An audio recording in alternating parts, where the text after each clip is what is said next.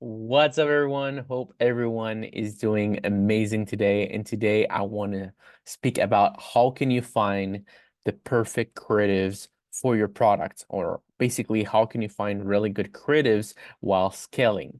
Well, the first thing that you guys need to understand is when it comes down to creative, the first thing that I do when I'm on the testing phase, I like to just replicate what my competitor is doing, because at the end of the day, my competitor is making money. He's making money right now. I'm not making money right now. So when we have a product that we think will be making money and someone else is making money with it, then we just replicate the same thing that they are doing. That's the first step of finding a winning product. You basically replicate in terms of ads what um your competitor is doing. After that, you have successfully replicated what your competitor is doing and you see that you're getting sales, well, you need to understand that your product will probably die quickly. Why? Because you just copied what someone else has been doing. And since you copied that person, the ads are going to maybe be exhausted. And on TikTok specifically, they're going to be exhausted very, very quickly. So how can you find those juicy creative in order to, have creative like this, like 24, 20, 20, 19, 12 purchases, 11, 9, cost per purchase $5, cost per purchase $4, cost per purchase $6. Like, how can you find creative like that? Well, it's all about testing. The moment that I have a winning product, the first thing that I try to understand when it comes down to creative is my audience. I try to understand who my audience is. Okay, is it a male or is it a female? It's a female. Perfect. So female it is. Afterwards, is what age? Perfect. The age is 18 to 35 years old. Perfect. After that is from which country they are coming. Well, they're coming from United States and Canada. Amazing. So now that I have this data, I don't need to maybe find new pocket of I don't need to find new pocket of audience to find like profitable like profitable ad groups. I don't need to do those things. What do I do is I tell myself, okay, now that my product is running and that I know eventually it's going to become unprofitable. Why? Because those ads are going to be exhausted and pretty quickly. So I need to find better creative. I need to make sure that my creative are always on point. So what do? I basically create um, a campaign with everything narrowed down with the information that I have. Obviously, if you don't have a sale or two sale or three sales, you cannot do those things. But the moment you get your first 50 sale with your product, you can look at those metrics. You can look at those metrics and see, okay, where they're coming from, what gender are they, what age are they, and you create a campaign specifically in US, Canada, specifically for women and for the age 18 to 35. Now you know that's your audience. You know this campaign is going to work well. So now what you want to do is you want to insert different creative that either match with the ones that you have already that are really popular. So let's say if you're selling a razor and it's very popular to use it because it removes, like, you won't have acne after you shave yourself or strawberry legs. So you will use this razor for that. So you can either use the same angle of the marketing, but with our different visual, or a completely different angle. And what you're going to do, you're going to put that inside that campaign. And if that campaign doesn't perform well, it's not because of the ad groups. It's not because of the countries. It's not because of anything like that. You know that's your audience. And it has been proven because you just had 50 sales with um, those kind of statistics. So now if your campaign doesn't work, it means it's the creative that are not delivering. Or, if the campaign is breaking even, it just means people do not like your products. And Not that they don't like your product. They don't like your creative. Sorry, they don't like your creative. So what you need to do every day, I will run a campaign with new creative, new ideas. And eventually, now that you have your campaign that is narrowed down, those campaign will make sales.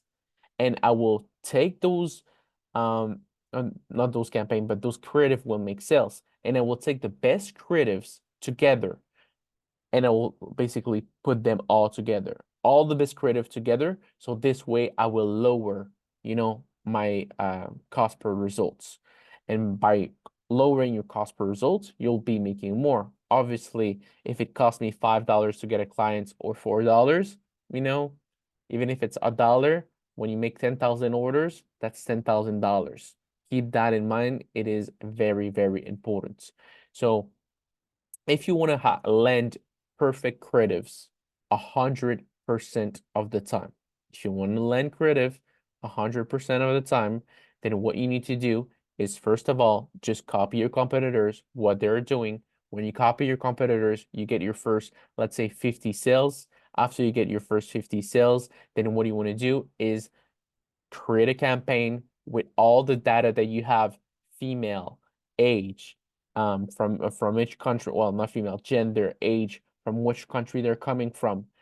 And afterwards, you launch that campaign with those new creatives and the one that performed great, well, they're performing great because they're working, and the one that are not performing great just means it's a poor creative. You'll take all the best ones and you put it inside um you know your campaign so we can really lower down the cost per results. So that's literally what do I do every time that I test a product.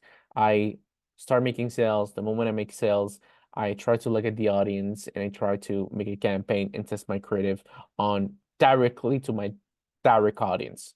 And if you want to really find really good creatives, that's the best way out there. That's literally the best way because with that strategy, you can literally mass testing with a low budget.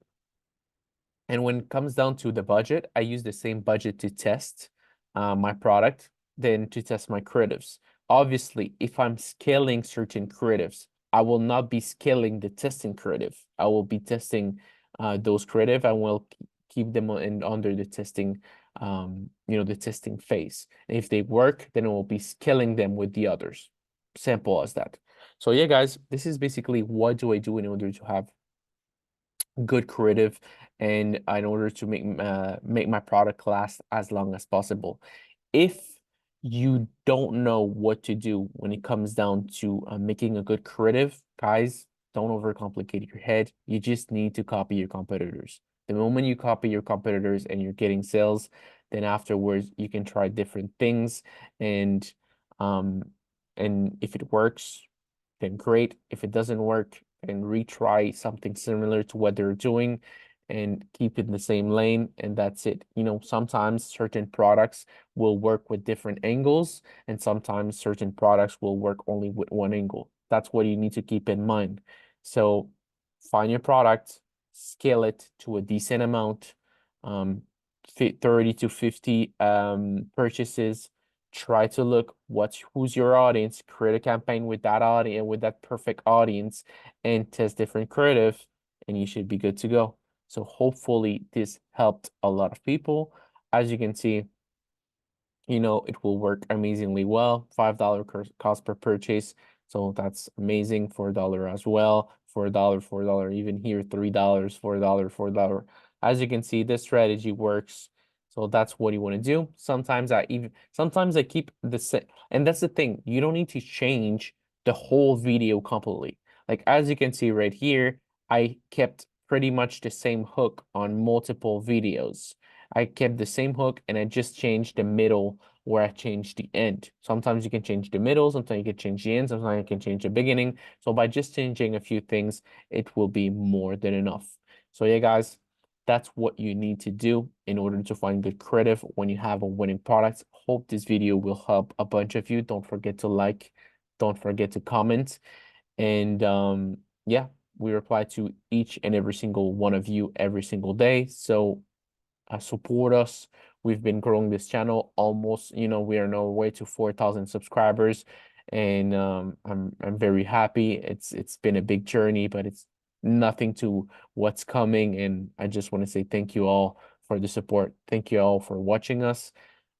Without you guys, we will not be making this video. We will basically be doing drop shipping and only drop shipping solely, but we want to create and powerful community in drop shippers, because we know um how lonely it is to be a drop shipper. So why not growing all together? There's just so many products out there that I think there's space for everybody. So wish you all an amazing rest of your day. Take care and peace out. Love you all.